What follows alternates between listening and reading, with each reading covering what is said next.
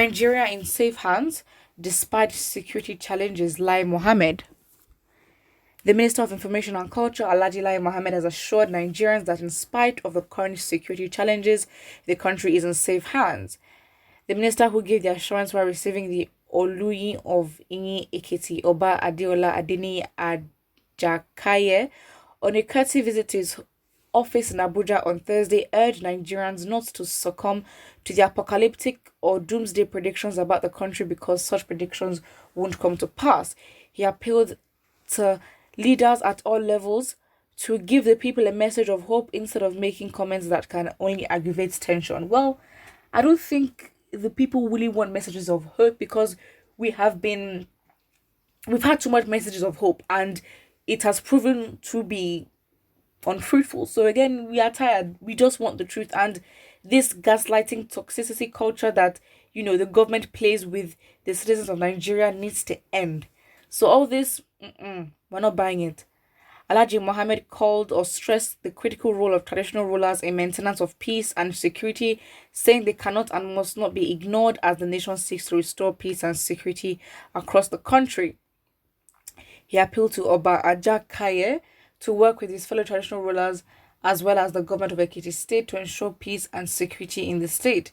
Responding to a request by the traditional rulers to help put the tourist sites in the town on national and global map, the minister pledged his readiness to leverage the media and technology to showcase and popularize the historic Esa Cave as well as the Okuta Abani during the rock that accompanies you on your trip. But the foremost tourism sites in Ekiti, the Irekpodun and Ife Lodun local government areas of Ekiti State, putting the tourist sites on national global map will attract tourists, which in turn will boost the economy, not just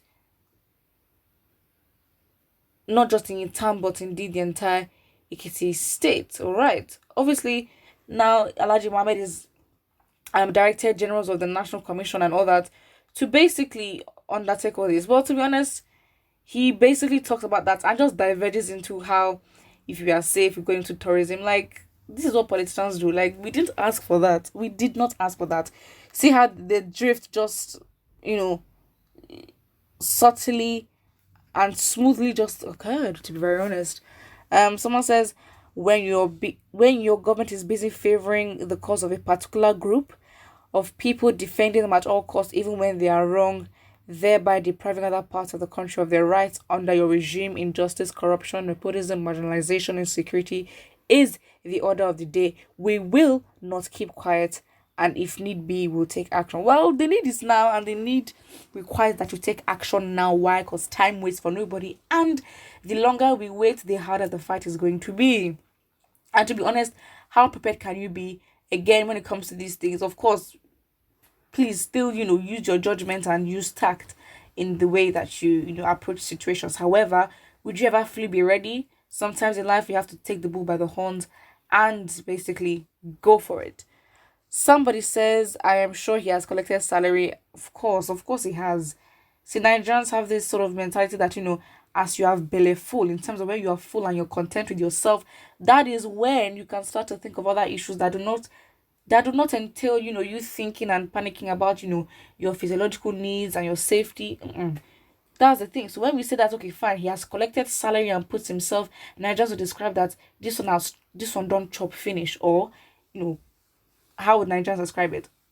I don't even know I'm doing analysis on what Nigerians say, but this just goes to show that, Nigerian slang really does prove a lot of things that, that can't really be encapsulated in English language or even, yeah, basically.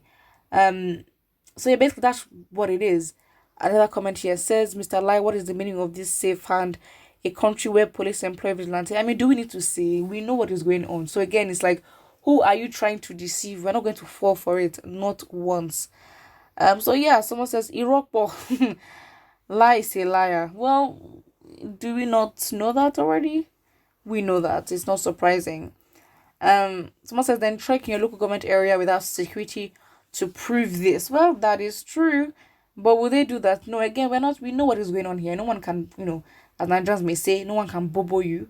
And to be honest, you have to have a mind of your own, and you can't, in a country like Nigeria, you cannot afford to be ignorant and take everything that, the government says with such, with such how to describe it, with such importance, because again, it's really not. Someone says, please help me tell these people that we don't need hope anymore. Nigeria is 60 years plus. Very embarrassing that at this stage we are still not where we're meant to be. So again, it's just like, is there any excuse? There's absolutely no excuse why we should not be at the top of the world, except, you know, other things are happening that we do not know of. But again, with the resources that we have, you know, we should be able to be one of the top powers in the world. But again, it's not happening. So again, when you have people like Mohammed lying and all, I mean, the current government is just a load of of unintelligence, of, you know, of mediocrity, of so many things, where it's just like, you know what, we can't really expect the best from them. And again, as the constitution demands, the only time that we can actually make a say or, you know, change things is basically election time, which is in 2023. Another what, 2 years. Again, we need to understand that these politicians are planning to just get votes only. We must also plan to give our votes to the right person, or in fact we can decide that, you know what, let's have new people because our options that are given to us are not the best. So again, that just shows what it is. Again, no one can lie to us. There's no point going through all these things. We know the insecurity in the country. We understand the marginalization of Igbos. We understand it. And to be honest, if you choose to be ignorant about it, then it's your prerogative, but it's a very dangerous one. That's basically what it is. So again, Lai Mohammed, to be honest, no one really takes him seriously in terms of, you know, having validity or respect for the words that comes out of his mouth. Right now, he's more of like a joke, a clown.